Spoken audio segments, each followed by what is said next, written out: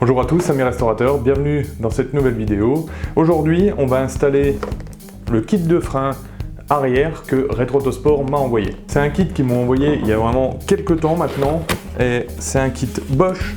Donc dedans, il y a tout, il y a les mâchoires, il y a les systèmes hydrauliques de freinage, il y a les ressorts, il y a tout, hein, il y a tout ce qu'il faut.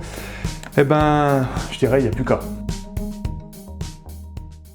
Avant de commencer, je vais nettoyer le trou par lequel passe le câble de frein à main, puisque en fait il est un petit peu enfoncé en force, mais là ça doit être vraiment trop fort et ça bloque un petit peu. Je pense que c'est dû à la peinture que j'utilise, donc le thermolacage, parce que ça fait une belle épaisseur.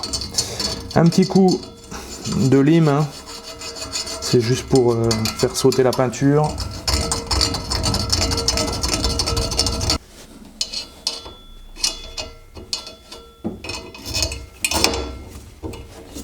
Et maintenant, je vais aller frapper derrière pour l'enfoncer en force dans le système. Alors, je ne sais pas ce que je vais prendre pour l'enfoncer, j'ai pas envie de l'abîmer. Il faut que je trouve...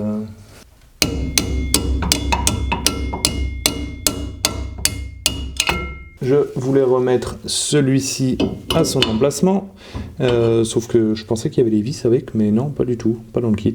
Donc ce que je vais faire, je vais en retrouver et je remonterai ça juste après. Et puis voilà, on va mettre pour le moment les mâchoires. Pour ça, je vais graisser à la graisse cuivrée. Oui, vous avez vu, maintenant je mets de la graisse, j'en mets. Hop là, on met hop sur tous les petits supports de frottement là. Hop.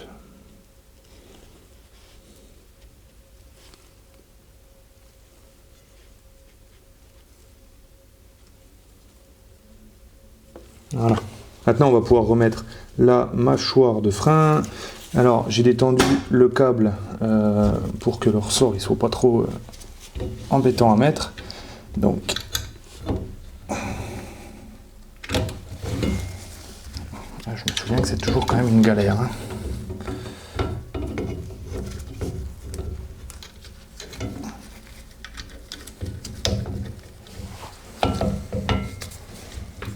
Oh, je vais aller encore le desserrer. Là, normalement... Ah, c'est ça en fait. Là, hop, on le passe derrière. Comme ça. Et on vient le mettre dans son logement.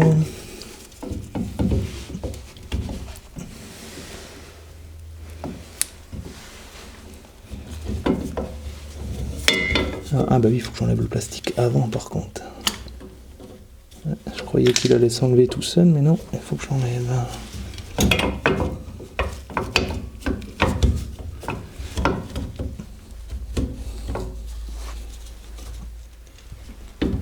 Bah alors.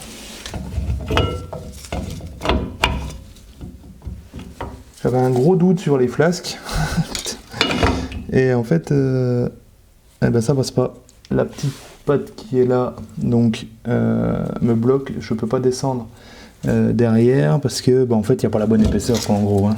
Là et là, là, entre les deux, là, l'épaisseur, elle est plus faible que l'épaisseur qui est là. Donc, ça ne passe pas. Donc, c'est pas les bonnes flasques. En fait, ce qui est toujours pas bon sur ce train arrière, c'est-à-dire la flasque n'était pas bonne, la poutre n'était pas bonne, en fait il y avait que de bon les bras et les barres de torsion. Voilà, donc je vais enlever ces flasques et je vais en retrouver deux autres. Oh là là, galère, grosse galère là quand même. J'ai trouvé. Par rapport à avant, ils sont moins beaux. Hein. Il va y avoir un peu de boulot. Je vais juste essayer que je me sois pas trompé encore. Ouais, non, c'est bon, ça passe. Voilà, nickel. Là, il se met bien. Il va bien dessus. Il peut passer entre la lamelle qui est là et le bout. Donc c'est bon. Ça, c'est OK. J'ai regardé, parce qu'en fait, bon, il y a plusieurs tailles bien sûr, enfin pas pour les GTI, mais après c'est pour d'autres 205. En fait, ce qui me surprenait, c'est quand je l'ai mis dans la mienne, là au début, la partie là, je l'ai mis et en fait, normalement, ça force un tout petit peu, vous voyez, ça doit rentrer, mais c'est un peu serré, quoi. Et ben là, il serre, alors que sur l'autre, il était un peu mou. Je me suis dit, oula, ça commençait mal. Bon, celle-là, c'est la bonne. J'ai la deuxième qui est là. Bon, forcément, elles sont dans des états assez pitoyables. Là, le tambour, donc, la partie de frottement fait 42 mm. J'ai mesuré là, j'ai bien 42. Qu'est-ce que j'ai d'autre? Ah, il fallait que je mesure, que ce soit bien à 180. Je sais même pas si je vais y aller à 180. Non, j'y vais pas. Je mesurerai ça, mais ça a l'air quand même de ressembler quand on met à côté. Vous voyez, on voit que, hop, ça fit quand même pas mal. Donc, ça a l'air d'être bon pour ça. Donc, maintenant, bah, je vous dirais qu'il ne reste plus qu'une chose. C'est à nettoyer tout ça.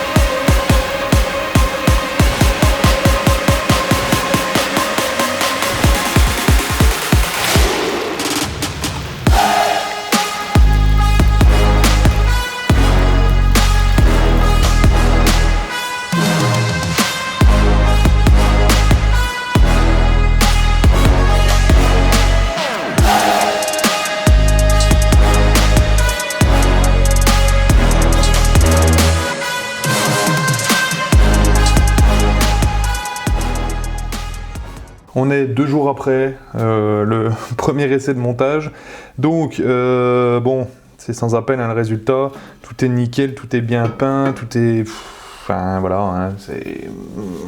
Ouais, je peux pas mieux. Hein. Maintenant, ce qu'on va pouvoir faire, c'est remonter un des côtés. J'en ai un, il faut que je nettoie un peu l'intérieur parce que j'ai mis un peu de peinture à l'intérieur, donc voilà, je voudrais quand même que ce soit métal sur métal. Donc maintenant, on attaque déjà le côté qu'on était en train de faire il y a quelques secondes. À titre informatif, vous, c'est quelques secondes de vidéo. Moi, c'était une après-midi de travail pour ces 4 pièces, tout changer, tout repeindre, tout sabler, tout microbiller, enfin tout ça en fait. Je sais même pas là.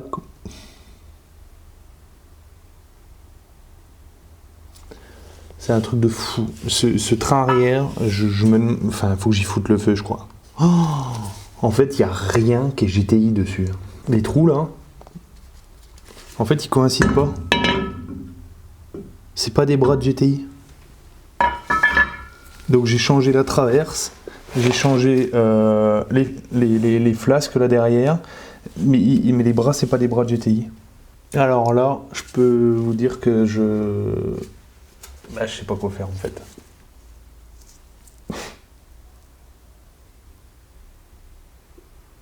Faut que je redémonte tout, faut que je redémonte les bras, faut que je ressorte les bras, les barres de torsion, tout complet.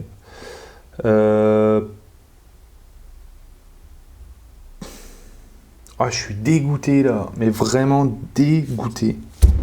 C'est passé à peu près 3 semaines depuis en fait, la peinture de ça et l'essai et que je vois qu'en fait ça n'allait pas. Je m'étais dit va falloir que je retrouve un train arrière. J'avais fait même une demande sur Instagram si quelqu'un avait un train arrière et il y a un abonné qui m'a répondu qu'il en avait un. J'étais presque prêt à aller le chercher et en fait par acquis de conscience je me suis dit je vais quand même vérifier une chose. C'était les anthrax qui sont en fait au niveau des vis là, que ce soit bien les bons qui est sur son train de 205 parce que j'ai pas envie de me planter une deuxième fois. Je fais des erreurs mais j'essaie de pas les refaire 2 fois. Et en fait en essayant de remonter la pièce, en fait elle va. Mais elle va même très bien. Je vais vous expliquer ça. Ce qui s'est passé, c'est que quand j'ai essayé de monter ma pièce, vous voyez, hop, j'ai essayé de la mettre. En fait, on voit que les trous, en fait, ils tombent pas en face. Il y a un truc qui va pas. En fait, là, si je le mets droit, en fait, la vis, là, derrière, elle est trop haute. Et là, c'est celle qui est en bas qui est trop haute aussi. Donc, il y a un truc qui allait pas. Et quand j'ai voulu essayer pour vraiment vérifier donc mes tailles, en fait, c'est juste que j'ai pris la bonne pièce, donc celle qui va à droite, pour aller à droite. Là, les trous tombent en face. En fait, il y a un sens, et en fait, c'est presque logique au final, mais bon, il y a le sens par rapport au trou du câble de frein à main. Et en fait, c'est que si on les inverse, en fait, ça tombe plus en face. Par contre, si on met la neuve, celle que j'ai repeint, et qu'on prend celle qui a le bon trou au bon endroit, en fait, ça tombe nickel, quoi. Voilà, les trous tombent en face. Donc c'est juste ça, il faut mettre le gauche à gauche et le droit à droite. Je suis sûr qu'il y en a plein qui étaient au courant, mais je suis sûr qu'il y en a plein qui n'étaient pas au courant non plus. Donc en fait, c'est une bonne info, je pense, à avoir, ça. Donc ce que je fais, je remonte donc cette pièce avec les vis. Surtout, on met un coup de lockti de frein filet dedans parce qu'il ne faut pas que ça bouge. Et je vais regraisser donc les plaques et je vais réinstaller les freins. Enfin bon, ça, il n'y a rien de bien méchant au montage.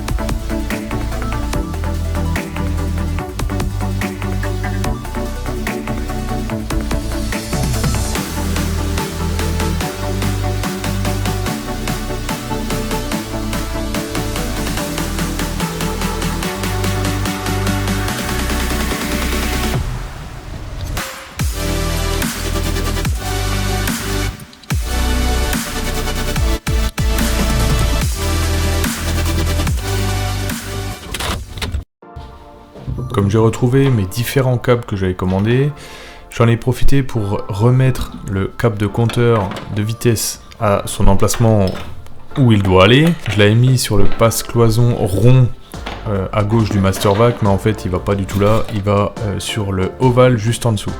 Bon, il me manque un seal en bloc pour ce câble, mais je vais le retrouver, je sais pas quand, mais je vais le retrouver. Et juste au-dessus, donc dans le rond, c'est le câble d'accélérateur. Comme je l'ai retrouvé, on le place, il est un peu dur, n'hésitez pas à mettre un peu de graisse. Et après, faut bourriner, simplement. Ça me fait penser aussi qu'il va falloir que je retrouve ma pédale d'accélérateur parce que je ne sais pas où elle est et il faut que j'en trouve une, vraiment, parce que sans accélérateur, ça va être difficile. J'ai retrouvé aussi le joint qui va au niveau du moteur pour le radiateur de chauffage. Donc je remets le joint et la plaque de finition. Oui, je l'ai peint en noir et pas en bichromaté, mais ça ira très bien. Pour l'accélérateur, bien sûr, on le repasse au niveau du papillon. Il faudra que je trouve un clips de réglage. Alors ça, je sais pas si ça se retrouve, mais bon, on magouillera quelque chose s'il le faut.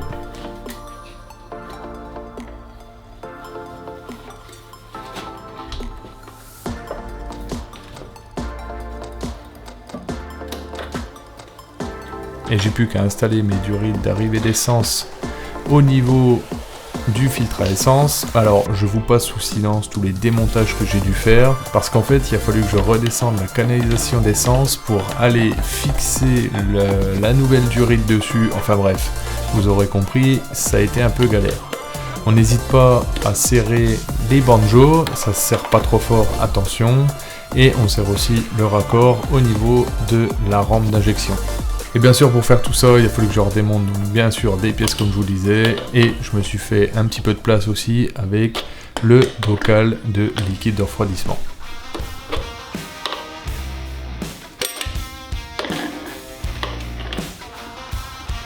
Pour le retour de la rampe d'injection, j'ai simplement mis donc, le tuyau qui sort de la rampe jusqu'au tuyau qui retourne au réservoir, et dès que j'aurai trouvé des colliers qui font propre, je couperai la durite et il n'y en aura pas pour très longtemps.